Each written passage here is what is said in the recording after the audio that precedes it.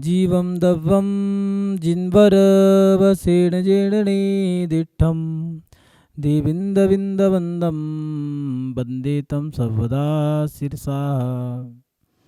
नमो अरिहन्ताणं नमो सिद्धाणं नमो आयरीयाणं नमो वज्रायाणं नमो लोये सव्वसाहूणं। जय बोलिए अंतिम तीर्थंकर विनायक श्री महावीर भगवान की। परम पूज्य आचार्य भगवंत अभिक्षण ज्ञानोपयोगी श्री बसवनंदी जी मुनिराज की। अहिंसा में विश्व धर्म की। आत्मकल्याण के इच्छुक सभी धर्म प्रेमी पुण्य आत्मा एवं महानुभाव, संसार में जीव सुख पाने के लिए पुरुषार्थरत रहते हैं और जब वह पुरुषार्थ करने के बाद सुख को प्राप्त नहीं कर पाते हैं, जैसे पूरे दिन मेहनत करी है, मेहनत करने के बाद भी कोई प्यार के दो शब्द भी ना बोले, या फिर जीवन भर पापड़ बेले हैं और उसके बाद भी सुख ना मिले। गरीबी देखी है, बचपन में गरीबी थी, जवानी में गरीबी, पूर्ण अवस्था में गरीबी, और दुनिया भर की मेहनत करने के बाद वृद्ध अवस्था भी ऐसी गरीबी में निकल रही है। उस समय मन में बड़ा खेद होता है कि जीवन भर मेहनत करते रहे लेकिन सुख नहीं देखा है। पति ने कभी एक नया वस्त्र ला के नहीं दिया है पहनने के लिए कि सुनो आज हम सुख से अपना आज का दिन बिताएंगे। कभी कभार तो ये स्थिति होती है कि खाने को घर में दाना नहीं है। ये दुख हमें क्यों मिल रहे हैं? हमें दुख जो मिल रहे हैं, उन दुखों को हम प्रयास करते हैं दिन प्रतिदिन कि हमें सुख मिले। हम अपने जीवन में सुख चाहते हैं और जब दुख मिलता है तब हमारे मन में ये सवाल खड़ा होता है कि हम दुखी क्यों हैं। कोई कैसे दुखी है, कोई किस तरह से दुखी है। किसी को धन का दुख है, किसी को तन का दुख है, किसी को मन का दुख है, किसी को इस बात का दुख है कि मैं घर में रह रहा हूँ, काश इस घर को छोड़ करके मैं अपने जीवन को आत्मकल्याण में लगाऊं। किसी को इस बात का दुख है कि कोई मेरी प्रशंसा करता। किसी को इस बात का दुख है कि हम गरीब हैं। किसी को इस बात का दुख है कि हम अमीर हैं। किसी को इस बात का दुख है कि इतना धन संपत्ति जो मेरे पास है ये कहीं व्यर्थ ना हो जाए, कोई कहीं गलत हाथों में ना चली जाए। कोई ना कोई व्यक्ति किसी ना किसी प्रकार से, हर व्यक्ति दुखी है। और हम दुखी क्यों होते हैं, ये सवाल हमें दिन रात परेशान करता है। महानुभाव, हम दुखी क्यों होते हैं, इन सवालों के जवाब आप सभी जानते हैं। हमारे कर्म के वजह से ये पाप कर्म हमें दुखी करते हैं। लेकिन ये हमें पता लग जाए कि हमारा कौन सा कर्म हमें दुखी कर रहा है तो हम अपने जीवन को सार्थक कर सकते हैं। हम दोबारा वो पुरुषार्थ ना करके अपने जीवन में दूसरा पुरुषार्थ करेंगे जिससे कि हमारा कर्म सही हो जाए। आचार्य भगवंतों ने हमारे ऊपर बड़ी महती कृपा करी है कि हमारी हर जिज्ञासा का समाधान उन्होंने समय समय पर किया है। हम दुखी क्यों होते हैं, इस जिज्ञासा का समाधान भी हमारे आचार्य भगवंत उमा स्वामी जी ने तत्वार सूत्र के 6 अध्याय के 11वें नंबर के सूत्र में किया है और बहुत सटीक तरीके से लिखा है उन्होंने कि दुख शोक ताप अक्रंदन वद परिदेव नानात्म परोभय स्थान आने सद्वेद से। यह आचार्य उमा स्वामी जी ने 11वें नंबर के सूत्र में दिया है कि हम अपने जीवन में दुखी जो होते हैं उन दुख की भी छोटी से छोटी बारीक से बारीक स्थिति भी उन्होंने लिख दी है। दुख पीड़ा रूप परिणाम होना ये दुख है। स्वयं को दुख देना, दूसरे को दुख देना, इससे हम दुखी रहते हैं। हाँ, महावीर का जो संदेश है, जियो और जीने दो, ना खुद मरना है ना दूसरों को मारना है। दुख ना हम अब स्वयं को दे सकते हैं ना दूसरों को देना है। ये हमारे जीवन में बड़ा सटीक तरीके से हमें जीवन जीना होगा। अपने में, पर में और दोनों में होने वाला दुख, ताप, आक्रंदन, बद, परिदेवन और ये सब असाता वेदनीय कर्म के कारण है। कौन सा कर्म हमारे जीवन में दुख दे रहा है? पाप कर्म। लेकिन पाप कर्म में कौन सा? वेदनीय। वेदनीय में कौन सा? असाता। ये याद रखना, असाता कर्म तो दुख देता है लेकिन साता कर्म भी दुख देता है। भरत चक्रवर्ती ने क्या कहा था? भरतेश्वरी वैभव में दिया है। भरत चक्रवर्ती कह रहे हैं मुनि महाराज से कि मैं दीक्षा लेना चाहता हूँ, आपके साथ चलूँगा। मुनि महाराज कह रहे हैं लौट जाओ। कहते हैं नहीं, मैं तो बस अब इस संसार को छोड़ करके मैं भी अपनी आत्मा का कल्याण करूँगा। और वो कहते हैं नहीं, जाओ। भरत कहते हैं मुनि महाराज से, आप मुनि होकर के मुझे घर लौटाने के लिए कह रहे हो? मुनि महाराज कहते हैं हाँ भरत, जाओ, लौट जाओ। तो भरत कहते हैं नहीं, मैं तो बस आपके साथ ही जाऊंगा, अब दीक्षा लेनी है मुझे, इस 6 खंड के राज्य का मैं क्या करूं। 6 खंड का राज्य होने के बाद भी मैं अपने पिता को दो रोटी नहीं खिला पाया, क्या करूंगा इस 6 खंड के राज्य का। तो जानते हैं मुनि महाराज क्या कहते हैं, भरत लौट जाओ, तुम्हें आदिनाथ भगवान की सौगंध है, लौट जाओ। क्यों लौटाते हो मुझे। तो मुनि महाराज कहते हैं ये जो चक्रवर्ती का जो भोग है, ये जो तुम्हारा पुण्य पड़ा है, इस सत्ता में और जो उदय में पुण्य है, इसको तुम्हें भोगना होगा। महानुभाव, असाता तो दुख है, लेकिन साता भी दुख है। अधिक धन संपत्ति भी हमें दुख का कारण बना देती है। कहीं जाने का मन है, नहीं जा सकते, 4 बॉडीगार्ड साथ में लगेंगे। राष्ट्रपति, प्रधानमंत्री, बड़े बड़े जो अमीर रईस लोग हैं, बाजार नहीं जा सकते। अगर किसी बच्चे को खिलाने के लिए मन कर रहा है, नहीं खिला सकते। क्यों? पहले चेकिंग करनी पड़ेगी, कोई ऐसा तत्व तो नहीं है जिससे कि इनको हानि पहुंच जाए। हाँ, सुख भी दुख का कारण बन गया है, और दुख तो दुख है ही है। दुख की भी परिभाषा दी है कि दुख पीड़ा रूप आत्म परिणाम, आत्मा के परिणाम जो हैं वो दुख रूप हैं, तो हमें दुख ही मिलेगा। पीड़ा जो पहुंचाई है तो हमें पीड़ा मिलेगी। कितनी सटीक बात, बारीक से बारीक बात लिख रहे हैं कि शोक उपकार करने वाले का संबंध टूट जाने पर जो विकलता होती है, जिसने हम पे उपकार किया था अब वो चला गया है, अब हमें शोक हो रहा है। दुख, शोक, ताप, अपवाद आदि के निमित्त से मन के क्षीण होने पर जो तीव्र पश्चाताप होता है। किसी ने हम पे चोरी का दोष लगा दिया है, द्रौपदी के ऊपर यही तो आरोप लगाया गया था, यही आक्षेप लग गया था कि 5 पतियों वाली पंचाली। जिंदगी भर इस बात का दुख था, लेकिन दुख भी तो दिया था। उस वेश्या गणिका के साथ पुरुष थे, मन में यही तो विचार आया था, देखो इसका भी क्या आनंद होगा, और बस मात्र आरिका की पर्याय में उसी समय प्रायश्चित भी लिया है, पश्चाताप भी किया है, लेकिन मन में सोच लिया था और उसका फल तो भुगतना पड़ेगा ही आपको। जैसा हम कर रहे हैं, अब पश्चाताप हो रहा है, अंदर ही अंदर रो रहे हैं, लेकिन कर्म तो बन गया है, उसको भोगना पड़ेगा। दुख, शोक, ताप, आक्रंदन, परिताप के कारण जो आंसू गिरने के साथ विलाप आदि होता है, उससे खुल करके रोना आक्रंदन है। रो रहे हैं, तुम तो रो रहे हो, दूसरे को भी रुला रहे हो। भैया जो चला गया, किसके लिए रो रहे हो? आत्मा अमर है, शरीर तो मरा हुआ है। सब जानते हैं जलने के बाद 2.5 किलो की राख है, लेकिन जब चला गया है तो रो रहे हैं। किस बात के लिए रो रहे हो? ये राग रुला रहा है, और तुम्हारे रोने से जितने लोग रो रहे हैं, उनके रोने के कारण आप असाता वेदनीय कर्म का बंध बांध रहे हो। दूसरों को दुख दे करके दुख ही मिलेगा, सुख नहीं मिल सकता। पीड़ा दी है, पीड़ा बनेगी। दुख दिया है, दुख मिलेगा। पश्चाताप के काम किए हैं तो पश्चाताप करना ही पड़ेगा। आक्रंदन, और उसके बाद दिया वध, आयु, इंद्रिय बल, श्वासोश्वास, इन सब का वियोग करा देना, किसी को मार देना, किसी की हत्या कर देना। जिस माँ ने अपने गर्भ में बच्चे की हत्या कर दी है, तो याद रखना वो माँ भी सुखी नहीं रह सकती। हत्या तो कर दी है, भ्रूण हत्या कर दी है। लोग कह रहे हैं, शास्त्रों में लिखा है, सरकार ने भी कह दिया है भ्रूण हत्या नहीं करा सकते, फिर भी उसने करा तो दी है, लेकिन अब अकेले में बैठ करके वो दुखी है। वध तो कर दिया, लेकिन अब हम दुखी हैं इस बात का। मन में एकांत में बैठ करके जब आप सोचोगे, विचार करोगे, तब आपको उस गलती का एहसास होगा, और अब उसका एहसास हो भी रहा है। काश हम उस बच्चे को ना मारते, तो आज शायद वो बच्चा घर का बड़ा मुखिया होता, हमारे घर का सबसे बड़ा बेटा होता या बेटी होती। लेकिन हमने वो गलत जो काम किए हैं, इस प्रकार हम रो रहे हैं, पश्चाताप कर रहे हैं। वध कर दिया, और वध के साथ साथ दिया है परिदेवन, अत्यंत दुखी होकर ऐसा रुदन करना जिससे सुनकर रोने वालों के हृदय द्रवित हो जाए। हाँ, जो सुन रहे हैं वो भी, उनके भी हृदय द्रवित हो गए हैं, कांप गए हैं, ऐसे ऐसे रो रहे हैं। भैया जो चला गया है वो चला ही गया है, लेकिन दूसरों को रुला करके क्या फ़ायदा। कुछ लोग ऐसे होते हैं कि भैया हम रोए तो माहौल को देख करके रो रहे हैं, कोई नहीं है तो कुछ नहीं कर रहे, भीड़ आ गई तो अब तो चिल्ला चिल्ला के रो रहे हैं। ये क्या है?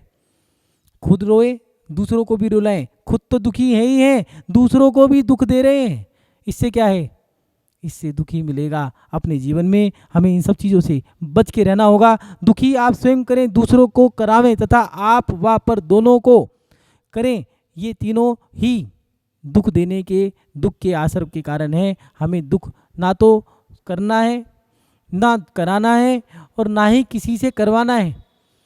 तीनों प्रकार से हमें दुख से बचना होगा और यही दुख के असर के कारण है। वेदनीय कर्म हम कैसे बांध लेते हैं, एक बार देखें। हम दुख कैसे दे देते हैं और दुख देने वाले को दुख मिलेगा, सुख देने वाले को सुख कैसे। एक जंगल में 2 वृक्ष हैं, एक नीम का बहुत ऊंचा वृक्ष है और एक मधुमक्खी नीम पेड़ के पास जाती है और कहती है, नीम बाबा, मैं आपके इस पेड़ की ऊंची डाली पर अपना छत्ता बना लूं। तो नीम तो ऊंचा था, अहंकारी था, मना कर दिया, नहीं, दूर रहो मेरे से, कोई ज़रूरत नहीं है यहाँ पर आने की। रोती है, गिड़गिड़ाती है, कहती है, सुनो नीम बाबा, पेड़ बहुत ऊंचा है और आपके ऊंचे पेड़ पर मैं छत्ता बनाऊंगी तो कुछ छुएगा भी नहीं, कोई किसी प्रकार की मुझे परेशानी नहीं रहेगी। लेकिन नीम बाबा ने एक नहीं सुनी। मधुमक्खी रोती हुई चली गई और पास में ही, उसके बगल में ही आम का वृक्ष था, तो वहाँ पर जाके कहने लगी, आम बाबा, मैं नीम बाबा के पास गई थी, उनसे मैंने कहा कि पेड़ के ऊपर वृक्ष अपना छत्ता बना लूँ, तो उन्होंने मना कर दिया। अब आपके पास आई हूँ, आपके पेड़ पे बना लूँ। तो आम ने कहा, कोई बात नहीं, इतने सारे आम का वजन मैं सहन करता हूँ, भार सहन करता हूँ, तुम्हारा छोटा सा छत्ता मुझे क्या दुखी करेगा, कोई बात नहीं, जाओ बना लो।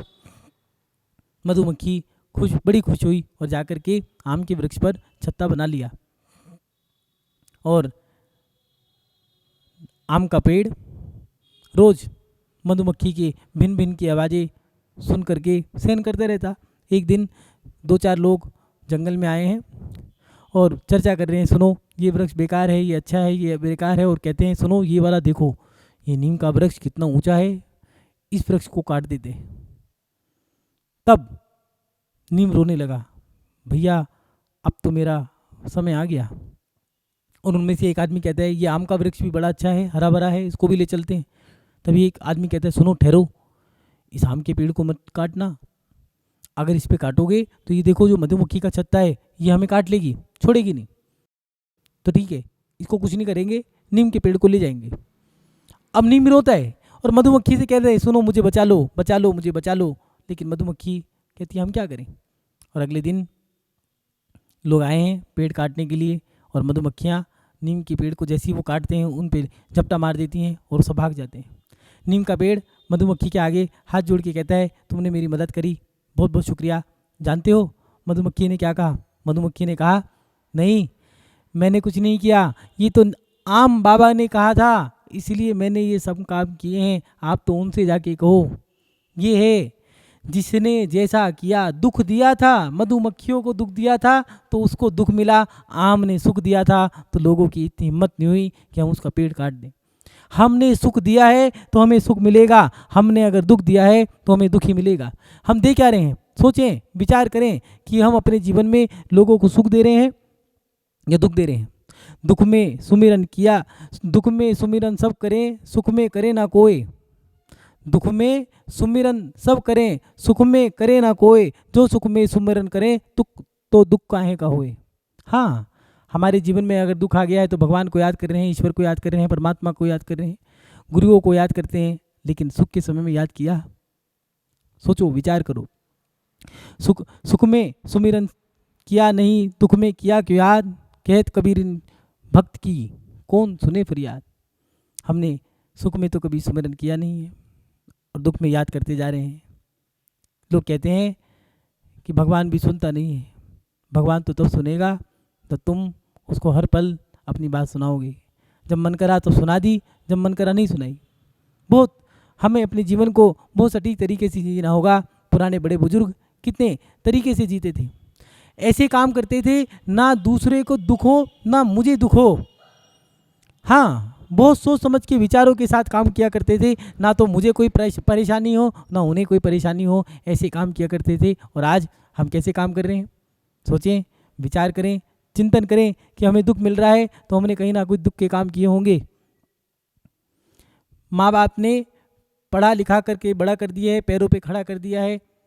हाँ, इतना बड़ा कर दिया, उसको पैरों पे खड़ा कर दिया है, अब अपने लायक बना दिया है, विदेशों में पढ़ने के लिए चला गया है, पढ़ते पढ़ते और वो पराया हो गया है। अब माता पिता इंतजार कर रहे हैं, बेटा आएगा बेटा आएगा, लेकिन बेटा नहीं आएगा। क्यों? क्योंकि वो तो पढ़ते पढ़ते पराया हो गया। जिन माता पिता ने हमें पढ़ा लिखा करके बड़ा किया था, पहले के बच्चे सोचते थे कि हम उनका एहसान कैसे चुकाएं, बस जीवन भर हम उनकी सेवा करेंगे। और आज जिसने हमारे ऊपर उपकार किया है, हम पहले उसी को, जिसने हमें किराए की दुकान दी तो किराए की दुकान ही जब्त कर ली हमने। हम दुकान नहीं छोड़ेंगे, अब मकान किराए पे दिया है तो अब मकान सुनो धीरे धीरे जब्त कर लो। व्यक्ति परेशान है, दुखी क्यों है? इसलिए तो दुखी है कि हमने दुख दिया है तो अब हमें दुख मिलेगा। लोगों के मन से अब लोगों पे विश्वास नहीं रहा है। क्यों? क्योंकि जिसने हम पे एहसान किया था, हमने उससे ही एहसान फरामोशी कर दी है। उसने हम पे उपकार किया था, हम उस पर अपकार कर जा रहे हैं। कृतज्ञ का है। और जानते हो इस कृतज्ञ व्यक्ति के लिए क्या है? जो माता पिता को धोखा दे रहे हैं। जिन माता पिता ने पाल पोस के बड़ा किया, सब कुछ किया है, तुमने उसके लिए किया क्या? जब बुढ़ापे में लाठी का सहारा थे तुम, जब तुम्हें मदद करनी थी, सेवा करनी थी, शुश्रूषा करनी थी उनकी, उस समय में पीक टाइम पर तुमने उनको धोखा दे दिया। 80 साल की उम्र में अब मकान तुम बदल रहे हो, अब जाकर के तुम फ्लैट लेकर के रह रहे हो। अब तुम अलग, पिताजी अलग, और उनका एक हफ्ता बांध दिया है, महीना बांध दिया है कि इतने पैसे तुम्हारे पास मिल जाएंगे। याद रखना, 2 रोटी ही सब कुछ नहीं होती है। जीवन में पैसा ही सब कुछ नहीं है, माता पिता का प्यार भी चाहिए।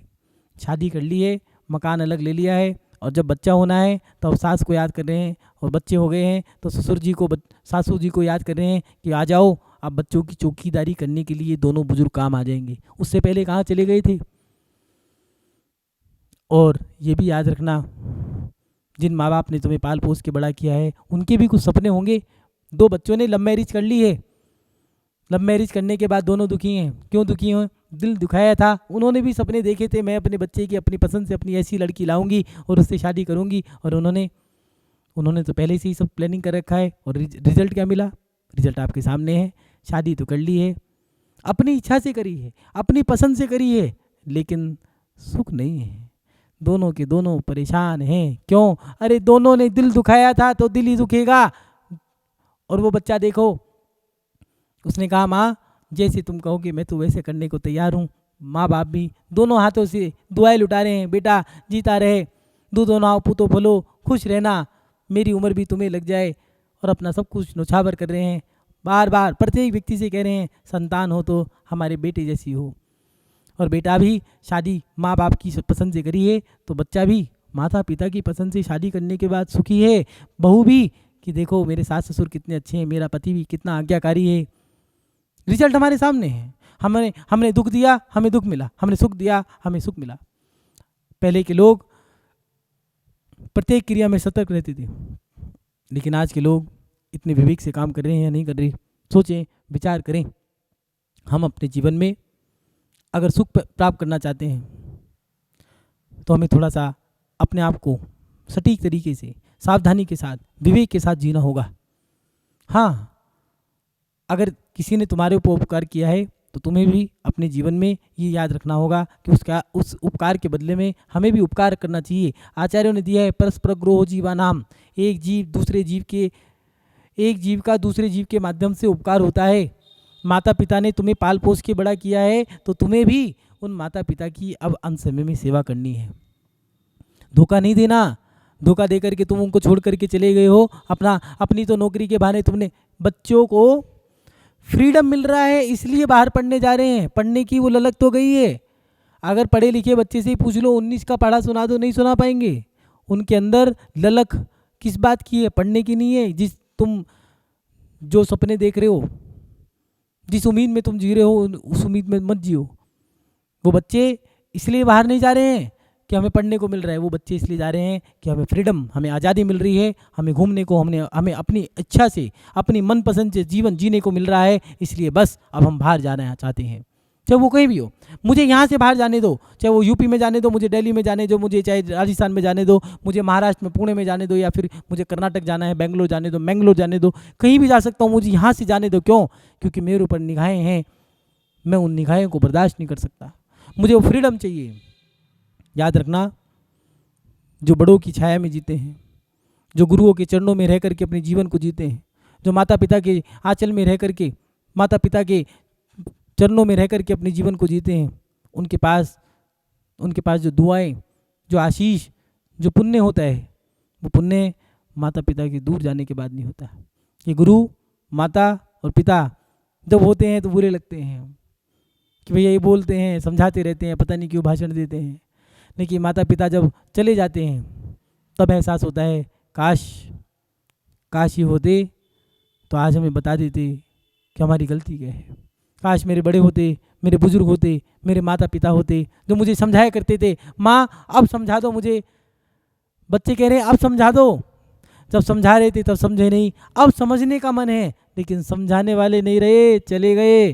अब तो तुम्हें अपने आप ही जीवन जीना होगा। अब तुमने जो गलतियां करी हैं उसका भुगतान तो तुम्हें भुगतना ही पड़ेगा। अगर तुमने सुख दिया है तो तुम्हें सुख ही मिलेगा, और अगर तुमने दुख दिया है तो 100% दुख ही मिलेगा, सुख नहीं मिल सकता।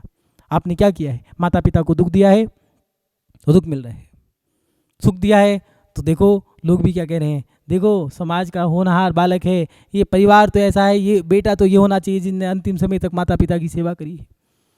उपकार के बदले में उपकार कर रहे हो तो देखो ये व्यक्ति कैसा है। कई बार होता है किसी ने हमें कोई सामग्री दे दी है तो ऐसी की ऐसी हमने लौटा दी, तो समाज भी क्या कह रही है, सामने वाला भी। सुनो, इंसान हो तो वैसा हो, मैंने ऐसा खुददार ईमानदार व्यक्ति नहीं देखा है। और ये व्यक्ति रहने के लिए मकान दिया है, उसी को मकान को धीरे धीरे धीरे धीरे कब्जा कर लिया। अब क्या कह रहे हैं? कह रहे हैं सुनो, उस जैसा बेईमान आदमी नहीं है। और ये भी याद रखना, किसी को दुख दिया है, बेईमानी का पैसा कभी फबता नहीं है। दुख दे करके कोई खुश नहीं रहा है, इसलिए अपने जीवन में सुख देने का प्रयास करो। हम दुखी क्यों होते हैं? हमने किसी को दुख दिया है तो हम दुखी हो रहे हैं। हमें अपने सुख को पाने के लिए कहीं सुख भी देना पड़ेगा, लेकिन हमने सुख को पाने के लिए कहीं दूसरों को दुख तो नहीं दिया है। अगर दूसरों को दुख दिया है तो हमें अपने जीवन में इन सब चीज़ों को सुधारना होगा। हमें अपने जीवन में इन सब चीज़ों के लिए सतर्क होना पड़ेगा कि हम अपने जीवन में सुख पाना चाहते हैं। अगर हम अपने जीवन में किसी की मदद कर रहे हैं तो हमें सुख मिलेगा। हमने अगर किसी को सुख दिया है तो हमें सुख मिलेगा। अगर हमने किसी को लाभ पहुँचाया है तो हमें लाभ मिलेगा। मन दुखाया है तो हमें सुख मिलेगा, मन से सुख मिलेगा, हमारा मन अच्छा होगा। अगर हमने लोगों को रुलाया है तो हमें रोने को ही मिलेगा। अगर हमने किसी को हंसाया है तो हमें हंसने को मिलेगा। लेकिन हम कर क्या रहे हैं? हमें अपने जीवन में अब इन सब चीज़ों पर ध्यान देना होगा कि हम क्या कर रहे हैं। अगर अपने जीवन में सुख चाहते हो, सुख देना शुरू करो। मन से काम तो कर रहे हो, लेकिन मन से अच्छा सोच रहे हो या नहीं कर रहे हो? बाहर से तो बाहर का आडंबर तो आपका बहुत अच्छा है। लोग कह रहे हैं कि देखो कितना अच्छा काम करता है, कितना अच्छा व्यक्ति है, कितना बढ़िया कर रहा है, सब कुछ संभाल रहा है, बहुत अच्छी है वो लड़की, बहुत अच्छी बेटिया है, बहुत अच्छा बेटा है। लेकिन उसके मन में क्या है? जिंदगी भर अभिषेक करते करते बीत गया समय, लेकिन अंत समय में समाधि भी नहीं हो पाई। कारण क्या? बाहर से क्रिया ही अच्छी कर रहे थे, अंदर से भी अभिषेक कर रहे थे, नहीं कर रहे थे। बाहर से तो सेवा कर रहे हो, अंदर से मन अच्छा है या नहीं है? अंदर से तो ऐसा तो नहीं है मन से गाली दे रहे हो, सत्यानाश हो जाए इसका, इसकी वजह से मुझे ये काम करना पड़ रहा है, कल तब मरता तो आज मरे, ऐसा तो नहीं है। अगर ऐसा सोच रहे हो तो याद रखना, सामने वाला भी यही सोच के बैठा है, कल जाता आज जाए मेरी बला से। हाँ, जैसा सोच के बैठे हैं वैसा सामने वाला भी सोच रहा है। इसलिए अपने जीवन में बहुत सटीक तरीके से हमें जीवन जीना होगा। अगर दूसरों को दुख दे रहे हो तो दूसरों को दुख देने से आपको दुख मिलेगा, दूसरों के माध्यम से। और ये भी याद रखना, स्वयं को आपने दुख दिया है। जैसे कुछ लोग होते हैं, अपना हाथ काट लिया, नस काट ली है, या फिर आत्महत्या कर ली है, गाड़ी के नीचे आकर के, खाई से कूद करके, पहाड़ से कूद करके, फांसी पे लटक करके। स्वयं को भी अगर दुख दिया है तो अब स्वयं को भी दुख मिलेगा। आचार्य रविशेन स्वामी जी ने पद्म पुराण में बहुत अच्छा तरीका बताया है, कितना सटीक तरीका बताया कि एक महिला ने, जिसने गर्भ में हत्या करी है जीव की, और जिन्होंने अपने शरीर का दुरुपयोग करा है, फांसी लगा ली है या फिर अपने आप को मार दिया है जान से, अब उनका शरीर बनने का, जो आपने शरीर का दुरुपयोग करा है, अब वो कर्म बन गया है कि आपको अच्छा शरीर नहीं मिलेगा, आयु भी आपकी अच्छी नहीं मिलेगी। और वो जो महिला है जिसने गर्भ में हत्या करी है, अब उसके मरे हुए बच्चे पैदा होंगे, उसने मारे थे, मरे हुए होंगे। अब क्या होगा? तो जिन्होंने अपने शरीर का दुरुपयोग करा है, मर गए हैं, जानबूझ के अपनी हत्या कर ली है, उन बच्चों को उस गर्भ में जाकर के जन्म लेना होगा। क्यों? क्योंकि वहाँ पर वो मरे हुए होंगे और उसको भी मरे हुए बच्चों को पैदा करना है। तो वहाँ पर दोनों का योग, ऐसा संयोग बैठेगा कि उन बच्चों का वहाँ पर जाकर के जैसे ही दूसरा तीसरा महीना पूरा हुआ, अब वो बच्चा मर गया और वो महिला रो रही है कि मेरे 5-6 बच्चे, जैसे ही दूसरा महीना होता है, तीसरा महीना होता है, बच्चे मर जाते हैं। कारण कौन सा कर्म का उदय है? भैया दुख दिया था, मारे थे, मर गए, मरे थे तो मरे हुए हो गए। अपने शरीर की हत्या करी थी तो आपकी हत्या कर दी है, और आपने मरे हुए बच्चों को मारा था तो बच्चे मरे हुए हो रहे। कर्म बड़ा सटीक है, कर्म सिद्धांत तो सटीक है, अरिहंतों की वाणी सत्य है। आप सच सुन सको या ना सुन सको, आप अपने जीवन में झूठ बोलो या सच बोलो, लेकिन अरिहंतों की वाणी तो सटीक है। आपको आदत नहीं है, मत सुनो, लेकिन उनकी वाणी तो बिल्कुल सटीक है। हमने अगर नीम का बीज डाला है तो नीम ही पैदा होगा, और बबूल का डाला है तो बबूल, आम का डाला है तो आम का, जो वृक्ष बीज हमने डाला है वही वृक्ष मिलेगा। आप सोचो नीम का डाल करके बबूल हो जाए, ऐसा नहीं हो सकता। आप अपने हिसाब से अपने सिद्धांत बना सकते हो, लेकिन आगम सिद्धांत तो सटीक है। दुख दोगे तो दुख मिलेगा, सुख दोगे तो सुख मिलेगा। अपने जीवन में सुखों को दे करके हम अपने दुखों से बच सकते हैं। महानुभाव, हम दुखी क्यों होते हैं? हम अपने जीवन में वेदनीय कर्म, जो वेदनीय कर्म है, उस वेदनीय कर्म के कारण, कौन सा? साता और असाता, उसके दो कर्म के भेद दो दिए हैं, साता और असाता। साता और असाता माने दुख भी दुख है और सुख भी दुख है। अति सुख भी हमारे दुख का कारण बन जाता है। जिसको आप सुख मान रहे हो, ये सुख नहीं, ये सुखाभास है। कई बार संसार की चकाचौंध में फंस करके हम अपने लक्ष्य को भूल जाते हैं, और उस सुख को, जो वेदनीय कर्म का साता है, उस साता में हम सोचते हैं ये बहुत अच्छा है, आनंद में है, और उसमें जब रच पच जाते हैं, जब हमारी उम्र निकल जाती है, तब पता लगता है अरे हमने तो अपने जीवन को बर्बाद कर दिया, इस चकाचौंध में पड़ करके हमने अपने जीवन को बर्बाद कर दिया है। तब एहसास होता है अरे ये सुख नहीं था, ये जो धन दौलत ऐशो आराम, एक बड़ा बहुत लंबा बड़ा चौड़ा कुटुंब परिवार और ये शान और शौकत ठाट बाट जो थे, ये तो सब दुख के कारण बन गए। इसीलिए आचार्यों ने कहा है दुख तो दुख है, सुख भी दुख है। अपने जीवन में इस वेदनीय कर्म के कारण हम दुखी होते हैं। ऐसा कुछ काम करें जिसके माध्यम से हम इस सुख को प्राप्त कर सकते हैं, दुखों को नष्ट कर सकते हैं। जिन्हें भगवान की भक्ति, गुरु की सेवा, इनके माध्यम से हम अपने सुख को बढ़ा सकते हैं और दुख को घटा सकते हैं। महानुभाव, आप अपने जीवन में, आप सभी अपने जीवन में सुख को प्राप्त करें, सच्चे सुख को प्राप्त करके, शाश्वत सुख को प्राप्त करके इस संसार को त्याग करें। इन्हीं सद्भावनाओं के साथ जय बोलिए परम पूज्य आचार्य भगवान गुरुदेव श्री वसुनंदी जी मुनि महाराज की, अहिंसा में विश्व धर्म की।